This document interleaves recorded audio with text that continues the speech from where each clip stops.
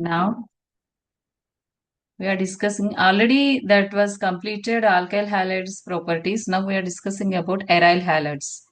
About aryl halides, I'm telling you now because in previous two pages we have seen about alkyl halides physical properties, their physical nature, smell, and boiling points we have seen.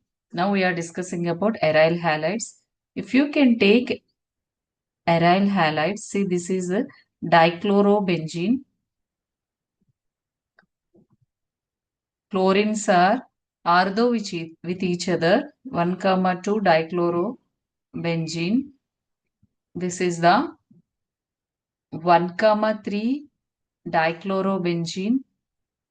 And the third one is here I am writing. This one is 1 comma 4 dichlorobenzene. Okay. So you can take melting and boiling points both for aryl halides here. In previous case, we have seen only about boiling points. This is 453 Kelvin. Okay, and this is 446 Kelvin, and this is 448 Kelvin. Another one, you can check about melting points. This is 256 Kelvin.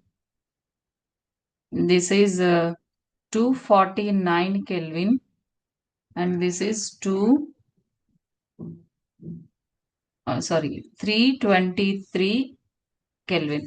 This one is 256, 249, and 323 Kelvin. All are in Kelvins. Just remember.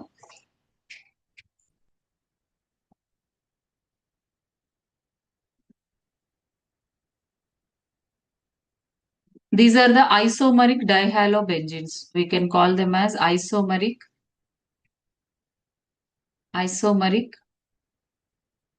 dihalobenzenes. Isomeric dihalobenzenes we are discussing now. Nearly same melting and boiling points. See here, this is the ortho isomer. Just remember, this one is the ortho isomer. This is the meta isomer, and this is the para isomer. So, if you consider melting points order here, melting points order, para isomer is more melting point than ortho isomer. Ortho isomer is more melting point than meta isomer. Okay, see. This is the para isomer 323 Kelvin, and this is the ortho isomer 256 Kelvin, and this is the meta isomer 249 Kelvin.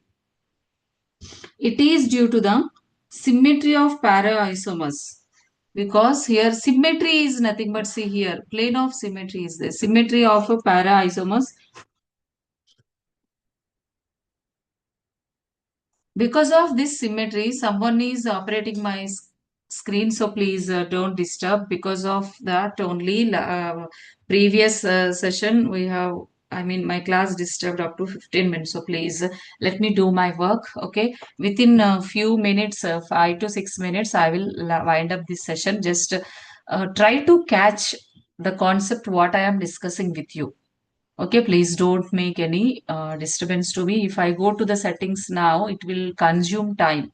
So you need to attend next class also, right? So please don't disturb me. Okay, see here symmetry is nothing. Because of this symmetry, this is going to exist in crystal lattice when compared to the, because of symmetry. See here I am writing para isomer. Para isomer has a symmetry. Para isomer has a symmetry, nothing but plane of symmetry here. So because of this symmetry, it is existing more in crystal lattice. Better existence. In crystal lattice,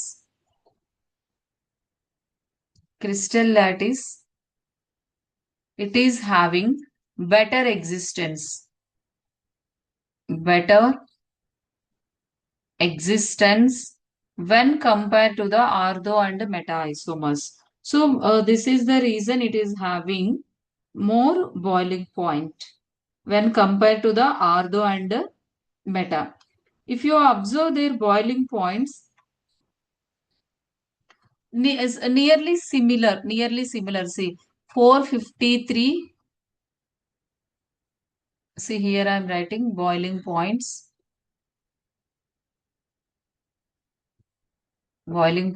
order.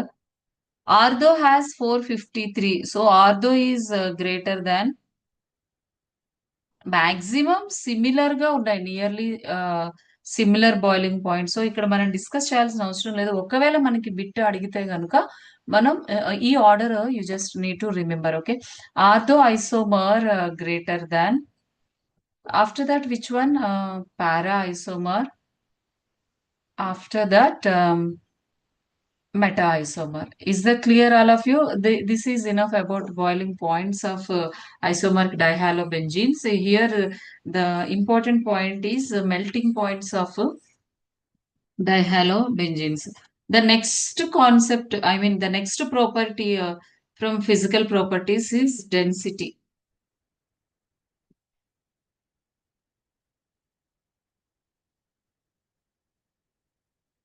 Density.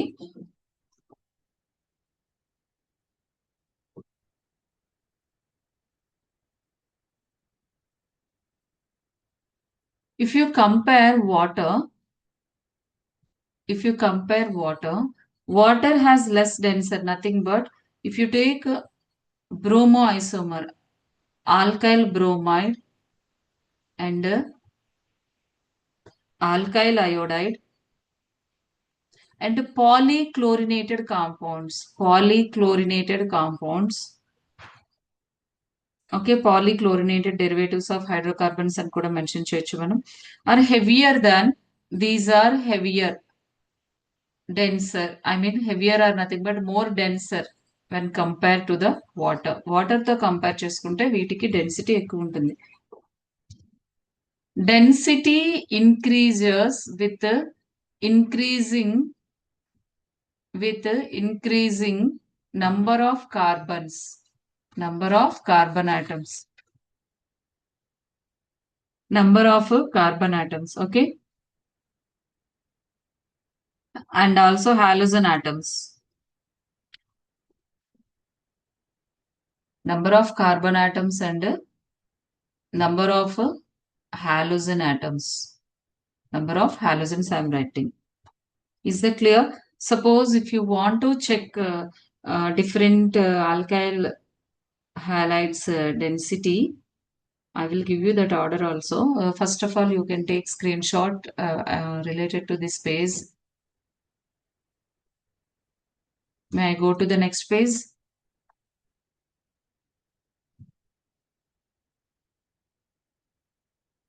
I'm going to the next page. Is that clear, my dears?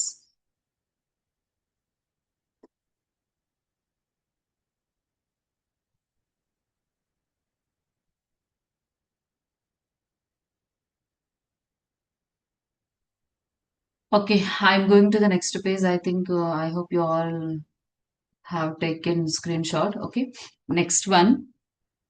If you observe, N-propyl chloride, NC3H7Cl, I'm writing C3H7Cl. N-propyl chloride has density 0.89 gram per ml. I'm mentioning here gram per ml. Okay. Next, N-propyl bromide, C3H7Br, I'm writing N-propyl bromide. Within 5 minutes, I'm going to wind up this, so please just listen. This is 1.335 gram per ml. and N-propyl iodide. See, once if you observe this order, the molecular mass increases, then density will also increases. From top to bottom, the density will also 1.747. See here, density from top to bottom increases. Density will be increases. If you observe another thing, CH2Cl2 has a 1.336 density and CHCl3 has 1.489 and CCl4 has density 1.595. See here also from top to bottom the density will increases because I told you in the previous page if halogen number of halogen atoms increases density will increases and here in this case uh, mass of halide or number of carbons increases, the density will also increase. Here, say chlorine less mass when compared to the bromine. Bromine has less mass when compared to the iodine. So that from top to bottom here also density will be increases. So the last property, the last physical property I'm telling you here, solubility. This is the last physical property. After finishing this, I will wind up this session. Okay. Don't worry. Just give me 5 minutes only. These are slightly soluble in haloalkanes, nothing but alkyl halides are slightly soluble in water. Slightly soluble in water.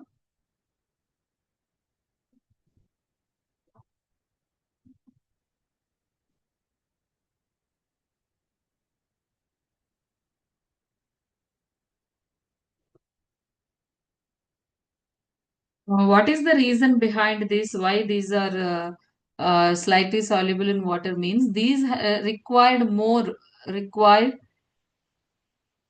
energy more energy to break the bond present between halogen and the carbon atoms. So that is the reason they are going to slightly soluble in water. And less energy released